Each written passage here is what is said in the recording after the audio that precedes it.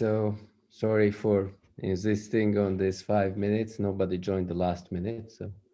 Alan, nice. Alan Sepinets. Okay, so it was meaningful that we waited 5 minutes because Alan could join. Nice. Oh, good. From Leuven, if I'm not mistaken. So please, István, start.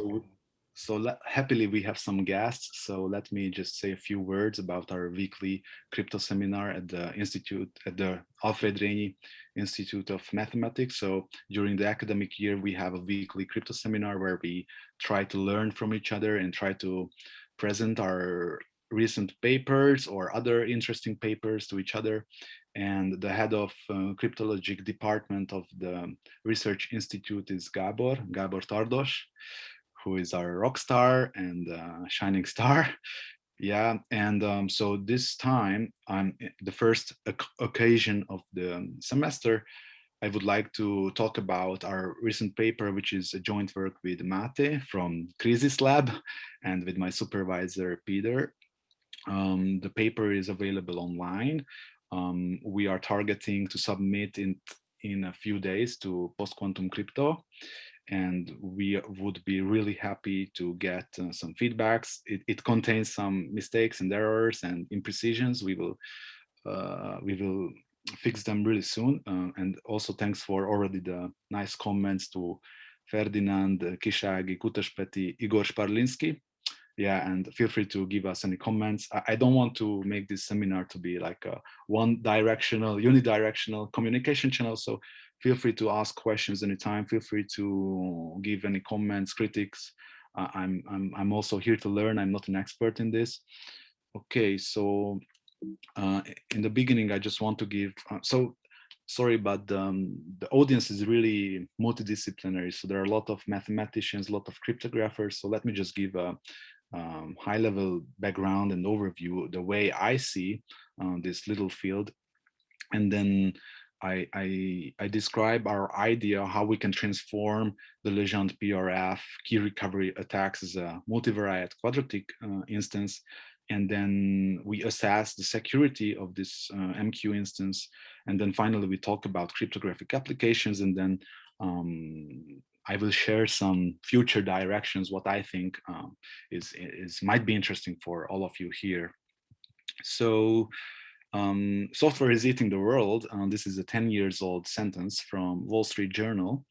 And what I see is that zero knowledge proofs and secure multi-party computation protocols are eating the crypto world. And they have many applications, and they are even deployed like in Zcash, in Ethereum, in Monero. So these protocols will just begin to dominate the crypto world. And traditional symmetric key primitives do not really play together with ZKPs and MPCs, because if you think of AES or SHA-3, they have a huge multiplicative complexity. So if you think of them as a function over FP, over a finite field, then they have a really large multiplicative complexity. So, and ZKPs and MPC protocols, usually it's really painful and costly to do multiplications in a multi-party setting. So there's a new research line spearheaded by, I think, mainly Grassi et al. From 2016, where they say that, okay, let's construct symmetric key primitives that have low multiplicative complexity. And then there were several really nice papers like MIMC, Poseidon, maybe Alan and Ordima could share more stories here that propose new symmetric key primitives, hash functions, for example, that have low multiplicative complexity. So they are nicely work together with ZK Starks, zero knowledge, and succinct, transparent arguments of knowledge, or multi-party computation protocols. But the interesting thing that if you have a low algebraic degree, then it opens up new ways to attack the crypto system. So the cryptanalysis of this of these protocols is still an active and ongoing research, and new papers are coming on ePrint. So it's quite an interesting field because it's really multidisciplinary. So you need to know crypto, you need to know cryptology, you need to know algebraic geometry, commutative algebra, and so on. So it's really a nice field, and it's active and ongoing. So yeah, okay. So just a quick preliminaries. So this is the definition of the Legendre symbol. I think most of us know it, but still. So let P be an odd prime.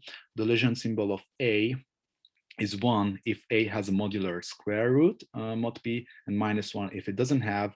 And if A is divisible by P, then we define the symbol to be 0. And it was proposed by Damgaard in 1988 at the crypto conference, that well, we know that this is pretty pseudo-random. So ZP is a really interesting animal because it's a field, and you have a additive group structure and the multiplicative group structure. And when these two structures play together, it's an interesting blend. Because, for example, in the additive group structure, the discrete logarithm is easy, but not in the multiplicative. And what Damgaard says that, hey, let's look at the sequential evaluations of the Legendre symbol. So let K be a secret key, and I evaluate this Legendre symbol of K plus 1, and K plus A minus 1. And then Damgaard says that, well, it seems to be a really good source of randomness, and let's use it as a PRF. Okay, this is nice, but this raises a lot of questions. There's a vast mathematic literature asserting that Legendre symbols and higher residue symbols really work like, looks like super pseudorandom. So, for example, in the beginning of the 20th century, 1916, Poya and Vinogradov independently found this result on the character sums. And if you zoom out, basically this says that if I sum Legendre symbols from n+1 till n+n, then their sum behaves like a random variable, a fair costoin, where I toss a coin. If it's head, I add +1. If it's tails, then I add -1. And then there were many follow-up papers from Peralta, who says that n-grams are asymptotically equally distributed. So every tuples of Legendre symbols are asymptotically equally distributed. So basically, you can think of the Legendre PRF as the best possible PRF ever, at least asymptotically. And then there were many other papers. My number theoretic teacher Sarkozy wrote a paper on this almost 2 decades ago. And it says that Legendre, they introduce a lot of pseudorandom measures, pseudo-randomness measures, and they say that, look, the Legendre symbol sequences has the best properties with regards to these pseudo-randomness measures. And then also Ding asserted high linear complexity. It doesn't matter what linear complexity means. I just want to convey here that the Legendre PRF, mathematicians know really long ago that Gyarmati, Modi, Sarkozy, that this PRF is really well suited, and it has a lot of nice pseudo-random structure. But we don't really know the security of this primitive from a cryptographic point of view. So let's define the following supposedly hard problem.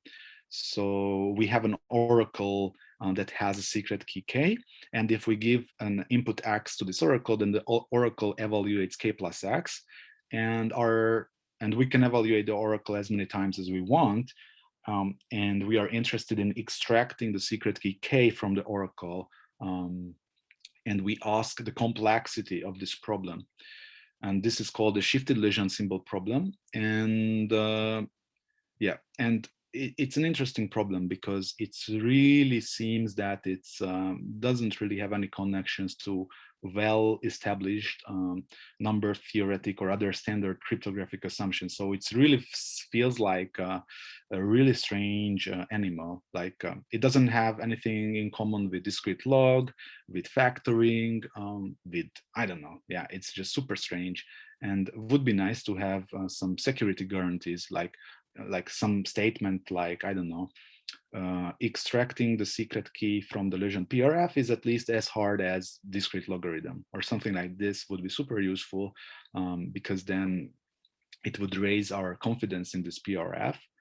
And also, yeah, Dankrad made this nice. Sorry, I have a question. Can you go back one slide, please? Here. So what is to the oracle, to this problem? Here. Yeah. So what is the task? What you have to perform? So you can ask polynomially many values for this k plus x. Yeah, and after you see the evaluations of these Legendre symbols, you need to say that I know k. Mm-hmm. So, and this is called the shifted Legendre symbol problem. And Dankrad made a nice website, which was a true inspiration for us. So thanks again. And Dankrad says that, hey, it would be nice to reuse this to well-established assumptions. And I spent days on this thinking without any result. So maybe you can do it. I was not able to do it, so I was not clever enough. But this was like giving me some headaches.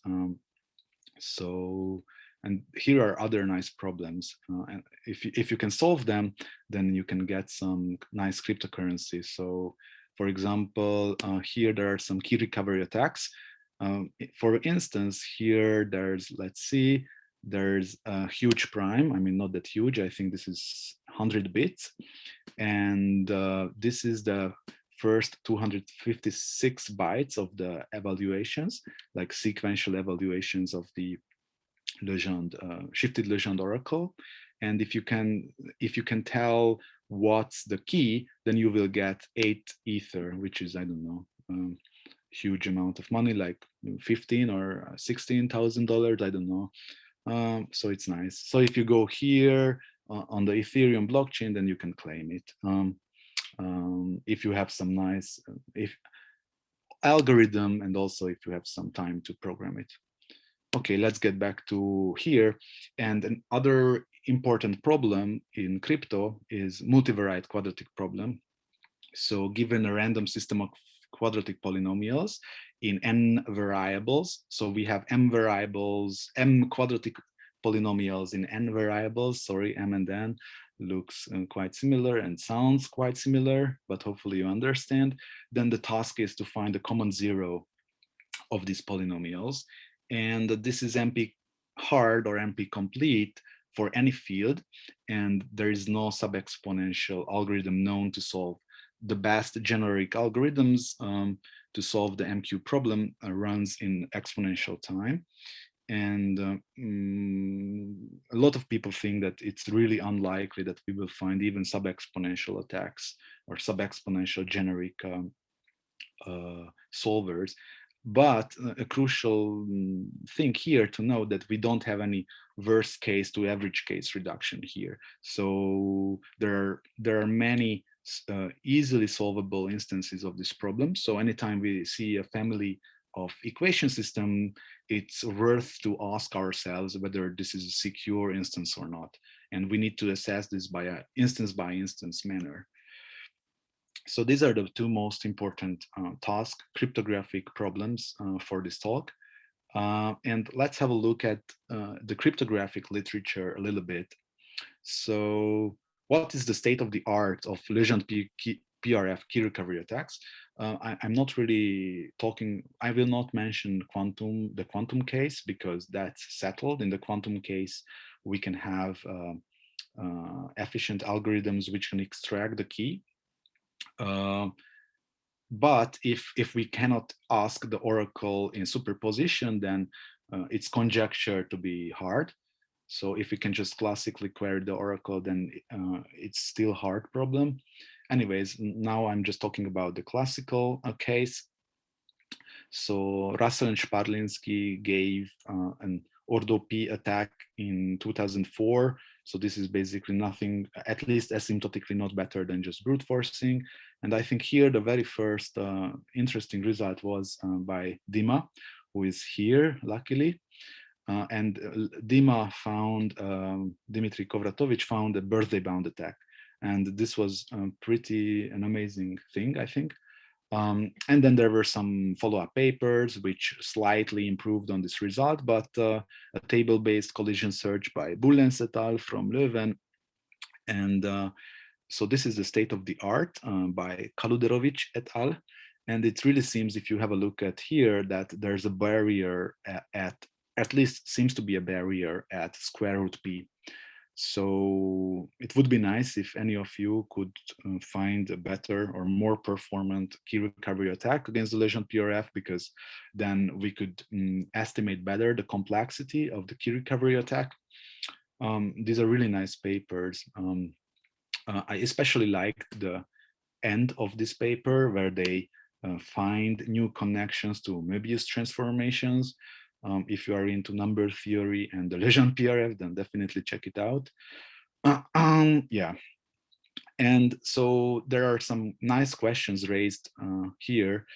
And I think they were first raised by Dankrad on Crypto 19 ramp session. So like, could we have sub-exponential key recovery attacks? Because if we could, then it would, I think, kill this cryptographic primitive, because no one would like to, because it would raise the key sizes so much that no one would be really interested in this. This is my personal opinion. So could we have sub-exponential key recovery attacks? I think no, but let's see. Yeah, and what about provable security of the Legendre PRF? It really seems that it's hard to connect to factoring, learning with errors, shortest integer solution, blah, blah, blah. So what can we say about the provable security? Yeah. And so now what we are going to do is to connect the Legendre PRF to the multivariate quadratic problem. So what's the short roadmap? We will show that a successful key recovery attacker can solve a specific MQ instance.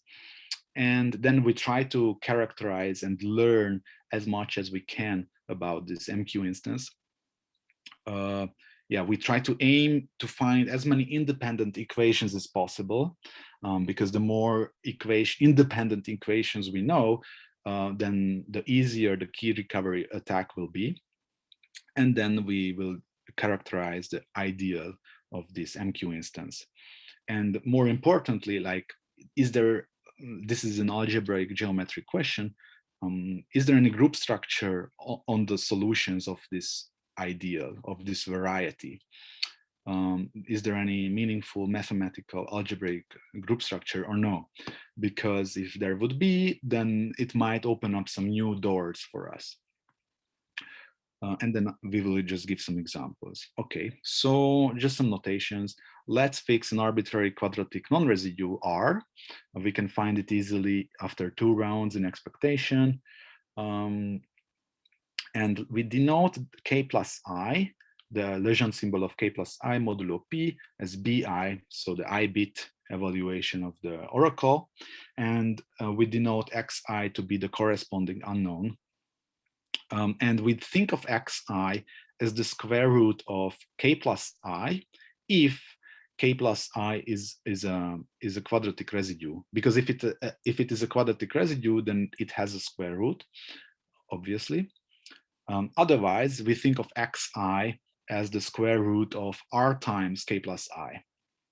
And what we do is, for each consecutive pair of Legendre symbols, we add a new quadratic equation to the MQ problem. So I'm not sure if you see me, but so we sequentially evaluate the Legendre symbols, and then for each pair, we just add new equations. So this way we will have 4 cases, depending on whether these 2 neighboring symbols are quadratic residues or non-residues. So for instance, the first case, if bi and bi plus 1 are both quadratic residues, then we know that xi plus 1 is the square root of k plus I plus 1, and xi is the square root of k plus I. So what we can say is that xi plus 1 to the square subtracted by xi squared equals 1. So this is our first type of equations. Similarly, if both of these bits of the PRF are quadratic non-residues, then we know that xi plus 1 is the square root of r times k plus I plus 1, and similarly, xi is the square root of r times k plus I. So we can add an equation which says that the subtraction of these two squares equals r, this fixed quadratic non-residue. And now we left with the two cases where one of the symbols is quadratic residue and the other is non-residue. And then it's easy to see that we will have these equations. So for this way we can, for every pair of symbols, we can define and add to the ideal a new quadratic equation, which is a nice Pell equation or Pell conic over this finite field. So observe that this is a super sparse MQ instance.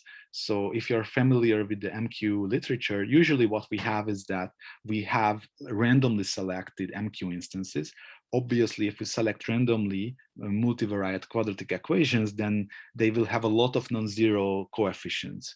And in this case, we barely have non-zero coefficients. We don't have, for example, linear terms. So it has a very peculiar polynomial structure, unlike regular MQ instances. So this is absolutely not trivial to see, or I don't see from this, whether this is a secure MQ instance, whether it is easy or not easy to solve this resulting MQ instance. And also, like, observe the minimality of the sparseness. So if any of these coefficients would be 0, then it would be trivial to solve this equation system just by back substitution. So in some sense, this MQ instance, which is coming from nature itself, this is not randomly selected, this is generated by nature, Mother Nature, if you wish, then it seems that this is maybe the minimally secure MQ instance, because if any of these coefficients would be 0, then it's trivial to solve. Yeah, so this is a super sparse MQ instance, which might be secure, but let's see. Just an example, just to give you an idea. Let P be this, I think it's 60 bits of prime, and this is just a random K, secret key K. And the smallest quadratic non-residue mod this prime is 2. And let's express the MQ instance corresponding to the Legendre symbols of the 6 consecutive Legendre symbols after the secret key K. So this is 1, 1, 1, -1, -1, and 1. I know that all of you can compute the Euler criterions in your head, but anyways, I just put it here for your reference. So, and the resulting MQ instance has this form. So this should be your mental model. So these are Pell conics, Pell equations over finite field. Sorry, so I didn't write here mod P, but it's obvious. So all these equations are over this finite field. And now we are asking whether can we add new independent equations. And in the second part of the talk, we will explore together the difficulty, the complexity of solving this equation system. Feel free to interrupt me anytime if you have any questions. We are here to learn together, and I really don't know the background. Some of you are mathematicians, discrete mathematicians, cryptographers, so yeah, feel free to interrupt anytime. If everything is clear, then let's go. And yeah, just this is the mental model. This is, I know that this is cripple. This is not correct because we are over finite fields, but I mean, people are drawing elliptic curves in elliptic cryptographic textbooks, so I suppose it's fine. So this is a nice algebraic curve with genus 0. Okay, so like what's the Gröbner basis of the ideal? And interestingly, we can compute it efficiently. It's not that hard to see. I mean, with some sage, you can easily find this formula. And then it's also easy to prove that this is a Gröbner basis. But even if we find the Gröbner basis, this is an example of the Gröbner basis of the previously introduced example. It doesn't really help us in solving the equation system at all. So it seems that the upper bound of finding a solution for this problem is still brute force. So from a cryptanalytic point of view, this linking to MQ instance is not that helpful, but it's still interesting, I think, and I will convince you, hopefully. Yeah, so this is the Gröbner basis of the example I showed you before. And in certain cases, we can be more clever and add new independent equations. We just need to realize that the modular square root function is a polynomial function if p is congruent 3 mod 4 and if p is congruent 5 mod 8. In the remaining case of p is congruent 1 mod 8, we only have the probabilistic Tonelli-Schenck algorithm, which cannot be unfortunately expressed as a polynomial function. So with this observation, we can add new equations, like for xi, xj, we have this formula. And trust me, this is true. We double checked it, but feel free to double check after the talk. And also we can add linear for the linear terms, we can add new equations.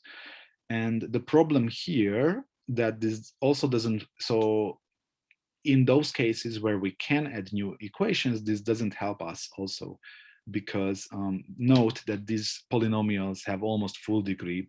So they have degree ordo p, which is some large prime, I don't know, 196 bits or something like that. So yeah, we are at square one.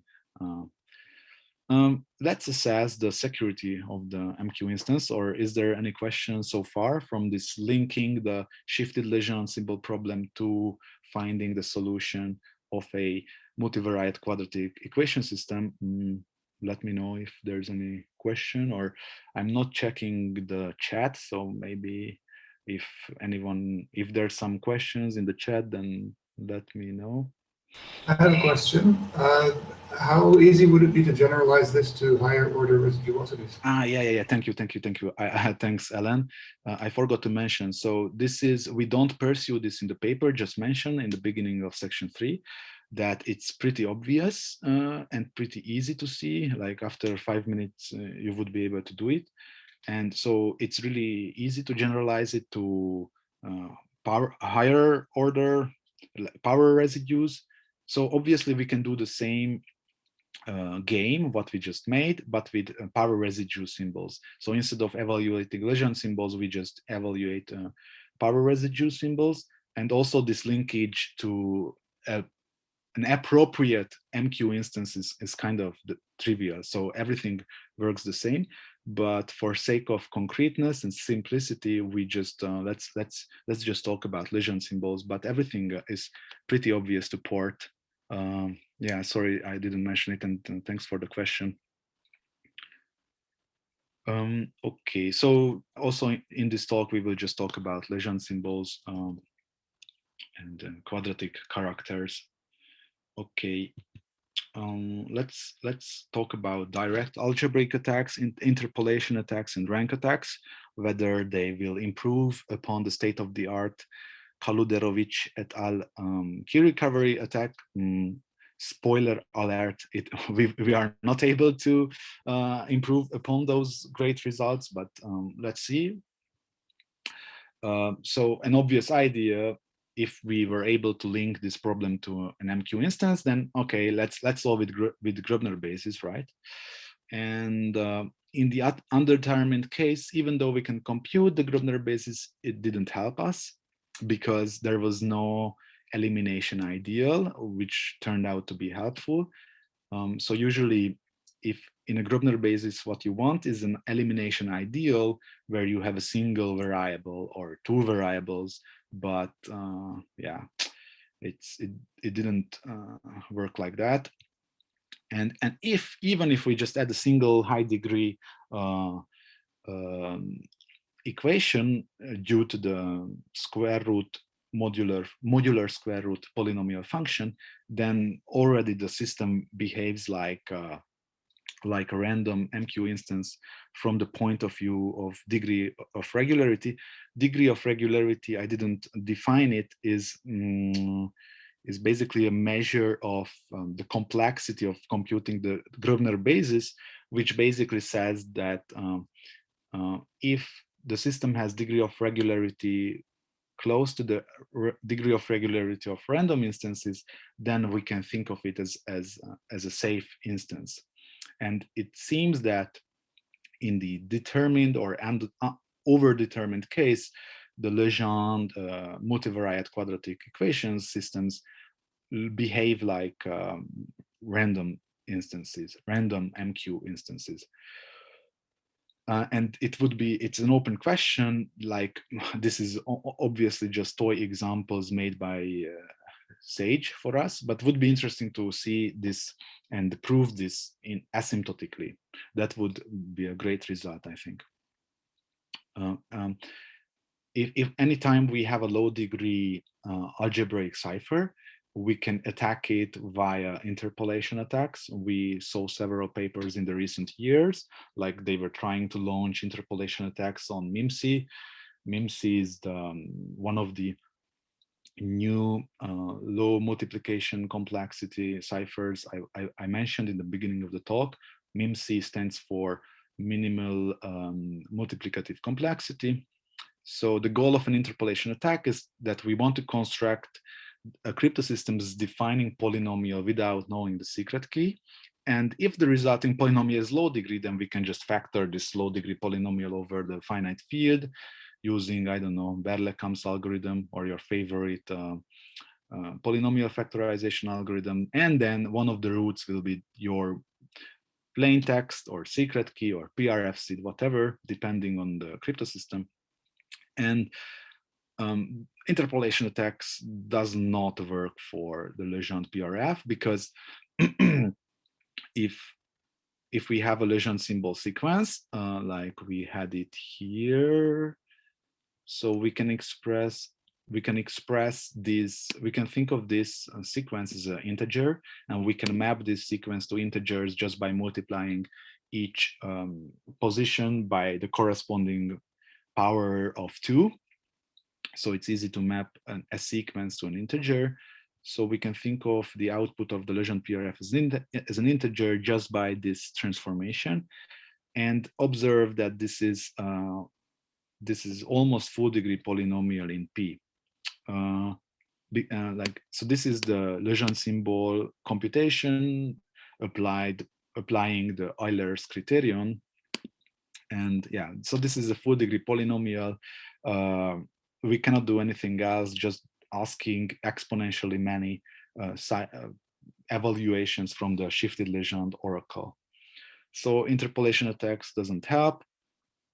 Yeah, it's a full degree polynomial, and it's not a sparse polynomial. It has all the coefficients.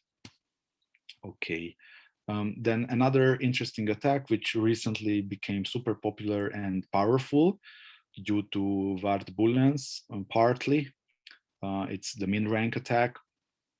So I'm not really going into the details, but the MinRank attacks are not applicable in our case because the Legendre MQ instance has a full rank. So it seems unlikely that it would be sane or wise to use rank attacks against this MQ instance. Okay, and this is one of the, I think it's a little bit, to me, this is the most compelling argument and the most interesting maybe. This is my personal opinion. So if we just consider two consecutive Legendre symbol evaluations, then you can think of the solutions. So every k such that the symbol of k and k+1 is, for example, 1 and 1, then they lie on a Pell conic. We saw this because this corresponds to the solution of a Pell equation. And a single Pell conic has genus 0. A genus of a curve is I know that this is stupid, but you can think of it like the holes. It basically gives the algebraic or geometric complexity of the curve. I didn't define it. It's not that important. It's enough if you just have a high level understanding what the genus is. So a Pell conic has a genus 0, and we can generalize this. So if we consider a consecutive triplet of Legendre symbol sequences, then all the secret keys k lie on a non-singular elliptic curve, and the non-singular elliptic curve has genus 1. And we can generalize this and ask the question, like, is there any group structure of the solutions of a Legendre key recovery attack? And the answer is no. And I think this is a really nice thing. So for example, if you consider a quintuple of Legendre symbol sequences, for example, 1, 1, -1, -1, 1, then the solutions of all the secret keys k that would satisfy this constraint, then they lie on a curve with the genus 5. And there's a deep theorem in algebraic geometry that if you have an algebraic curve that has a genus larger than 1, then you don't have an abelian group structure for the solutions of that curve. So it seems really unlikely that we can find these solutions easily. They don't even have a group structure. So to me, this is the most compelling argument. I don't know what about you guys. Feel free to comment anytime what I'm saying, because maybe I'm wrong. Yeah. So, and generally speaking, what we see is that. So just for a while, so that you are just okay. I didn't know about this algebraic geometry, but what happens if you are not looking at the neighboring numbers, but you could also simply just jump over arbitrarily far away, so that it is not necessarily 1, 1, 1, 1, 1, 1, 2, 3, 4, 5, but could be arbitrary numbers, so that in the random, so you are simply just picking randomly a couple of numbers. Yeah. Then it is still true that the genus would be just high. Yeah. Yep. So it is simply just the, okay, so that the number of the quadratics, and it has nothing to do with what. Yeah. Okay, thank you. That was all. Thanks. Yeah, so generally speaking, the picture or the takeaway message is that the solutions of a key recovery attack lie on a high degree surface or curve, if you wish, with high genus. So I think this was the finding of my supervisor, and I was like, wow, this is a super nice perspective of looking at the Legendre PRF from this algebraic geometric perspective. I think this is a really nice and novel way of thinking about this, and I think it's really mathematical, deep. Yeah, I just like it. Okay, and let's now, if there's no more question regarding the security, at least the security of the Legendre PRF, looking from this multivariate quadratic perspective, then let's talk about applications. Actually, if you mind, I do have a comment rather. Yeah, please. And that is, you say that you specify, or one way to see the security of the system is the degree of regularity. And if the degree of regularity is high, then the system is secure. Is basically what I understood you said, right? And I just wanted to note that in general, I mean, the degree of regularity is an upper bound, or rather, you can derive an upper bound on security or the complexity of the Gröbner-basis computation of that. But there are instances, generally speaking, and I'm not sure this holds for multivariate quadratic instances, where the system is the Gröbner-basis is very easy to compute for the system, but the degree of regularity is still high because it's just an upper bound. In the worst case, the bound is tight. So for a random system, this certainly holds true, but the system is not super random, right? You said it yourself, it has a very, very visible structure. So I think that the argument here might have to be, I don't know, there might have to be more thought put into it. Or maybe you have, and you just brushed over it right now because it wasn't really relevant. No, I mean, you're absolutely right, and thanks for the critique.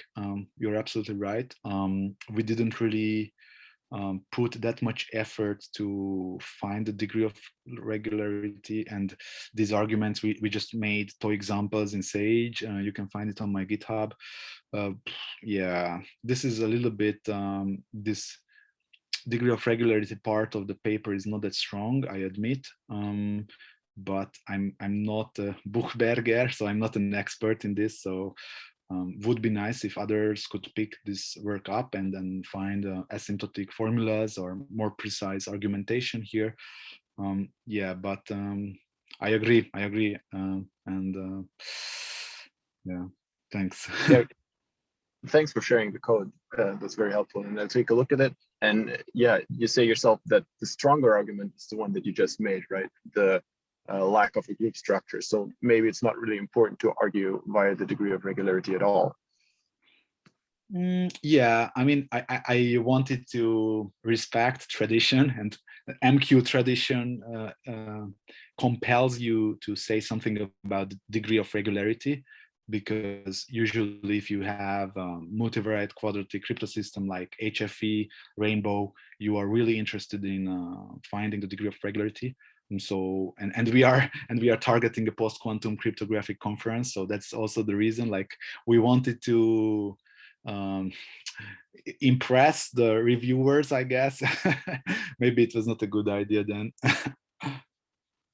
It might be, I'm not dealing very much with quadratic systems. So it might be that there some results hold that I don't know about. And if you do have a high degree of regularity, that automatically means that the system is very difficult to solve. That might be the case. But in general, it is rather easy to find a counterexample if you use if you go up to any degree, rather. Interesting. Okay. I didn't know this. That I thought that if you have high degree of regularity, then it means that you are safe and good to go and launch your crypto system in practice. But I didn't know that you can find counterexamples. I mean, these are rather constructed, and I think if you have a random instance and a high degree of regularity, then you're good. But I don't think that you currently have a random instance, right? The polynomials have a lot of structure. Yeah, this is absolutely not a random MQ instance. Yeah. Okay, thanks a lot. And yeah, I'm happy to discuss this after, because probably not everyone is super interested in that stuff. Okay, that would be nice, thanks. Okay, so, and now just to please the cryptographers, not only the mathematicians and algebraic geometrists, let's talk a little bit about applications. So first, like, obviously, if you have a PRF, a pseudo-random function, then you want to make it verifiable. And we were thinking about a lot prior we found this linkage to multivariate quadratic systems. And it's really hard, I think, to find an efficient way of proving the statement. So what we want to do as a PRF evaluator, we want to prove that given a Legendre symbol sequence and the secret key K, we want to prove that this is really the product or the byproduct of evaluating the Legendre symbol sequence starting from a secret key K. So we don't want to release to the public the secret key K. And so we want to prove this in zero knowledge. Yeah, so this is, if you just naively think of it, is as a high degree polynomial by again using the Euler's criterion. But due to our linkage to multivariate quadratic system, we can rather think of an equivalent statement. So instead of proving this, we could just prove more efficiently that a certain MQ, that the evaluator of the pseudorandom function knows the zeros, knows the roots of this multivariate quadratic equation system. And since these polynomials have low degree, namely 2, we can just use any of our favorite ZK snarks or ZK starks. So yeah, and just to give you an idea, this is an arithmetic representation of the statement of this. Like if you evaluate K, 5 Legendre symbols starting from K, this is just a continuation of the previous example, but now with one less Legendre symbols because we didn't have space here to show you the last Legendre symbol. And note here that the multiplicative depth of this circuit is constant, is just 2. So these are multiplication gates. This is subtraction or addition gates, if you wish. And this 2x is just a multiplication gate where one of the inputs is constant. A little bit sloppy, I admit. So this is a really, so the width of this circuit is the number of witnesses, and for each Legendre symbol we have a witness, the square root of the corresponding group element. And the interesting thing is that the circuit has a really low multiplicative depth, and that's the most important. So it will be nice. It can be nicely applied in zero-knowledge proof systems or multi-party computation, and so on. So this is just a toy example for giving some intuitions and buildings. Yeah. Okay. And in the paper we compare this Legendre VRF with other state-of-the-art VRFs. So here in the upper part of the table, we have non-post-quantum secure VRFs. So like based on factoring or the elliptic curve DDH, or these are using pairings. And these are super efficient. So it's kind of impossible to beat these guys. Here, the proof size, so G stands for a group element or a group operation, H stands for a hashing operation, and P stands for a pairing operation. Obviously, you can't beat these guys. They are just super efficient, but they are not post-quantum secure. And we don't really have good candidates for post-quantum secure VRFs. We have 2 papers that we didn't cite. One by Chris Péter, and the other one I don't even remember, but they are super inefficient. And also there's a recent work, which is, I think, accepted to Financial Crypto 2021.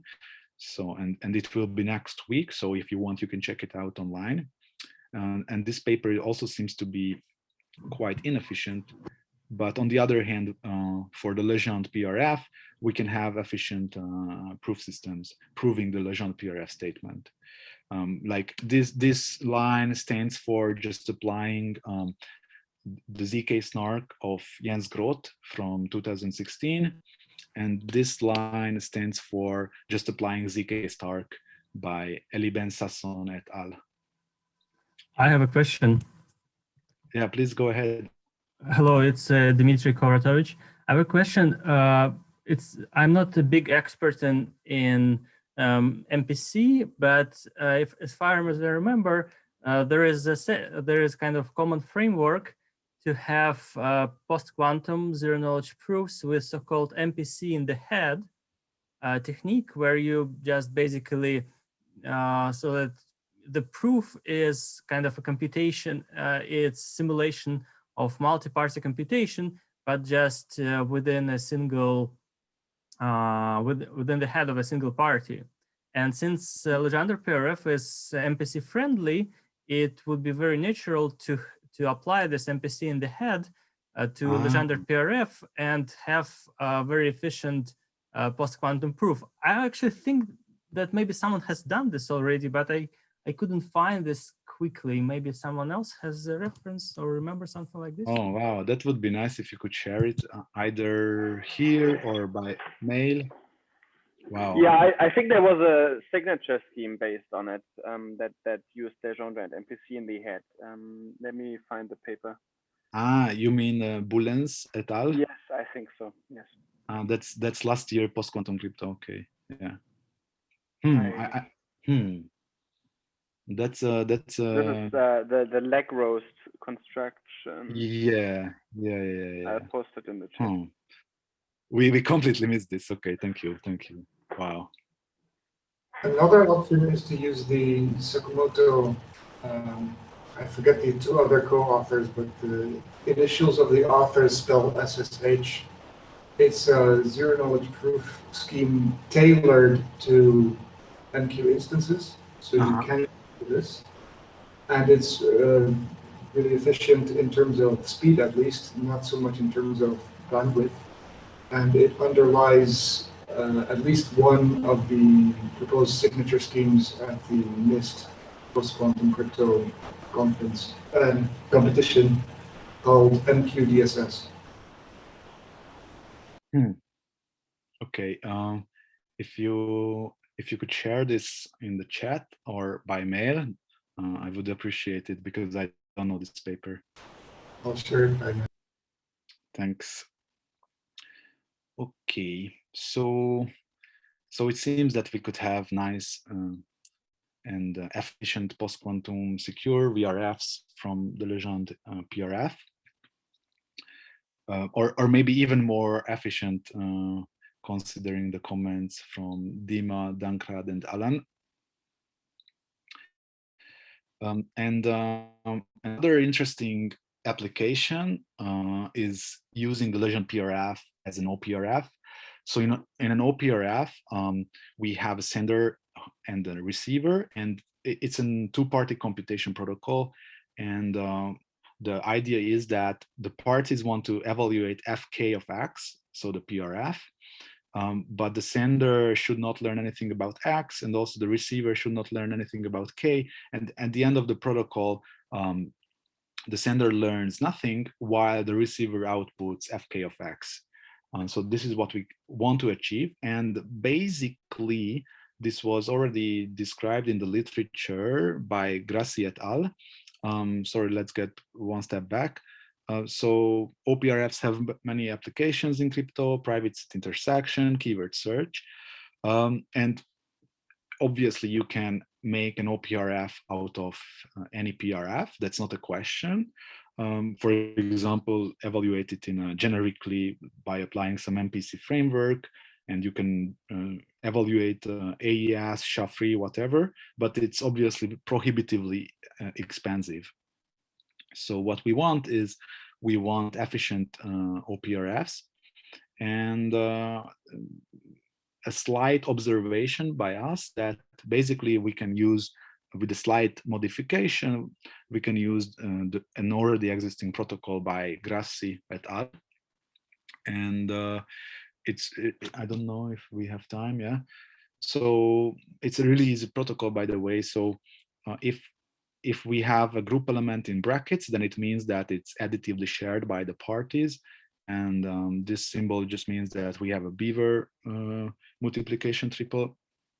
So the parties in an offline phase can generate random squares using OT or yeah.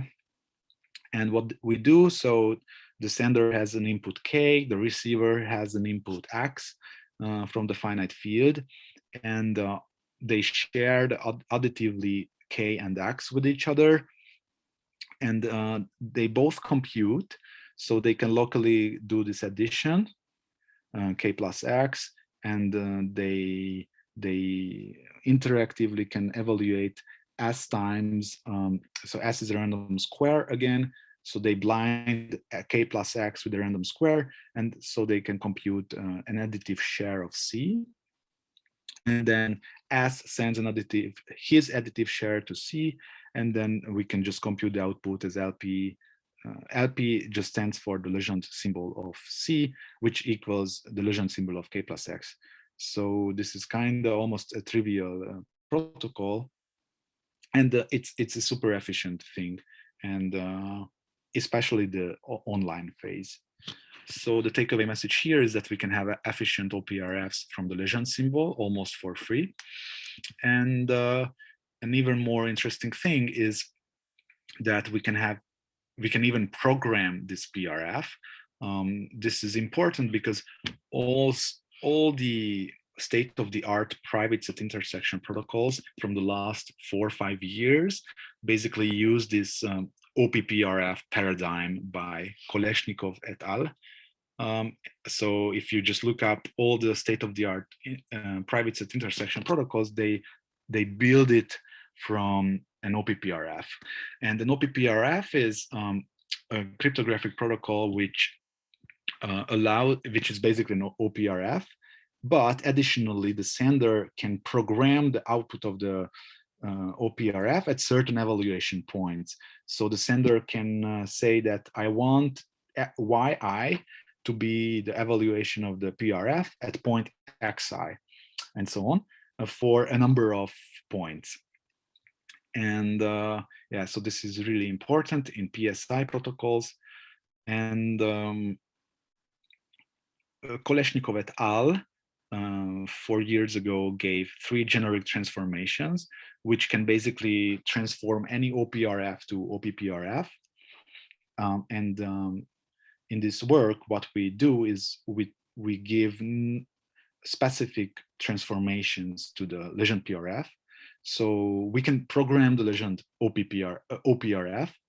So like a trivial idea would be just to brute force search a random prime. So let's say I want certain evaluation points at certain field elements, and then I just randomly generate primes and hope for the best that my prime will be such that it matches the evaluation points I want.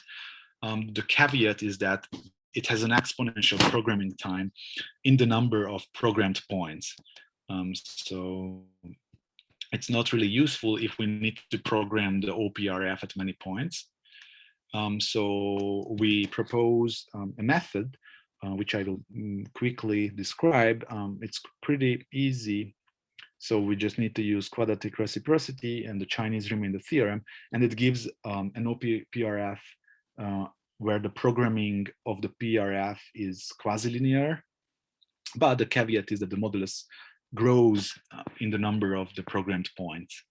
So also it cannot support many programmed points, but luckily in PSI applications, we only need to program the PRF on a handful of points. So it's not that big of a problem. Okay, so what we want is, so we want to find the prime P, and we want that on xi, the Legendre symbol should be some yi. And so we can express this in a different way by using quadratic reciprocity, that it equals the Legendre symbol of P over xi, or Jacobi symbol if you wish, divided by -1 to P minus 1 multiplied by xi minus 1 divided by 4. So this is nothing, just a trivial application of the quadratic reciprocity. And so without loss of generality, we could say that we search the prime in the form as P is congruent 1 mod 4. And now we can compute the Legendre symbol of P over xi, mod xi, which equals this guy. And this guy on the left-hand side, we know everything because yi is given to the protocol. This is the programmed point, the programmed evaluation point we want to achieve. P and this guy is also known because we just assumed that P is congruent 1 mod 4. So we can identify congruence classes, MIs, modulo xi such that they satisfy this equation, and then we just need to apply the Chinese remainder theorem for this. So we know that the prime which satisfies the programming conditions will be such that it is congruent mi mod xi, and then it's just a simple application of the Chinese remainder theorem, and then we will get some primes that satisfy these conditions. Yeah, okay, and we have this nice table in the paper as well, that where we compare the different properties of these programming strategies. So the first three is coming from the paper of Benny Pincas, Kolesnikov, and others, and the last two line is our programming methods. So the first line is basically a polynomial interpolation programming method. I'm not really going into the details. The bottom line here is that we can nicely and efficiently program the Legendre PRF, and but none of these techniques give the possibility to program the PRF at many points. So quickly you will find some constraints on space efficiency or time efficiency. So, but again, luckily, we don't really need to program these PRFs at many points, at least in PSI applications. Okay, and let's talk about future directions or open questions. So as Ferdinand said, it would be nice to think more about degree of regularity, concrete and asymptotic bounds. Yeah, that would increase even more our confidence in the complexity of attacking the Legendre PRF. I would be personally super excited to break the square root p boundary I mentioned in the beginning. That would be really helpful to establish better bit security estimates on the PRF, and maybe we can even find new connections to other cryptographic assumptions. I don't know. Would maybe we highlight some slight connections we see to LWE, learning with errors. I don't know if it's possible. It would be nice if someone could do it. Yeah, it's in the paper. Yeah, and I'm also really interested in real-world deployments of the Legendre PRF. If you know any real-world deployment, I would be interested to learn about them. And yeah, thanks to Gergő Zábrádi and for your precious time. And if you have any questions, comments, let us know here or in the chat or on email. And yes, thank you.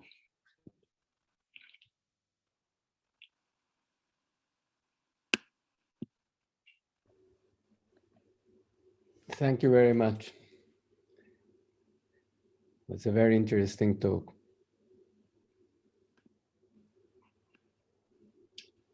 Nice. Is there any question, comment, critique? Let us know. Yeah, actually, I have a question. Sorry. Can you hear me? Yeah. Okay, this Legendre Pseudorandom functions, you say they reduce the multiplicative complexity, so they are quicker with the cryptography algorithms. Is it only applicable only in the symmetric part of the encryption, or even in the asymmetric part as well? I mean, there's a signature scheme derived from the Legendre PRF, but I think mainly it's only applicable in the symmetric setting. So I didn't really read upon this Legendre paper. There's a paper from last year, February or so. It's an e-print. It's called Legendre. I think it should be also in the chat. It proposes digital signature scheme based on the Legendre PRF. But I think most of the applications are only applicable and useful in metric key setting.